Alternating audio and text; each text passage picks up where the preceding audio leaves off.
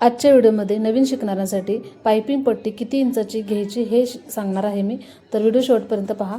आपल्याला पायपिंग करण्यासाठी तिरकस आकारामध्ये कपडा कट करावा लागतो, तरच ती पायपिंग आपली ताणली जाते आणि छान अशी पाईपसारखी तयार होते। सरळ स्ट्रेट आकाराचा कपडा नाही घ्यायचा। त्यानंतर ती पट्टी किती इंचाची घ्यायचं तर पाहू शकता, 1.5 इंचाची पट्टी घ्यायची आणि पाव इंच किंवा अर्धा इंच फोल्ड करायचं एक साईडून आणि मोठ्या नंबरची टीप मारायची आहे। अगदी 5 नंबरची टीप मारली तरी चालेल। आणि त्यानंतर आपण ही छान अशी लांबट आकारामध्ये पायपिंग पट्टी तयार केलेली आहे। त्यानंतर ब्लाउजला अटॅच करायची आहे।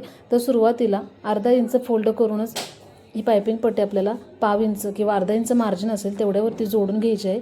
एक्स्ट्राचा कपडा जर असेल तर तो कट करून घ्यायचा आहे, तरच ती पायपिंग पट्टी आपली छान अशी व्यवस्थित बसते। नाही तर पायपिंग पट्टी पलटी पडू शकते आपली, उलट पडली तर पायपिंग गोट व्यवस्थित दिसत नाही।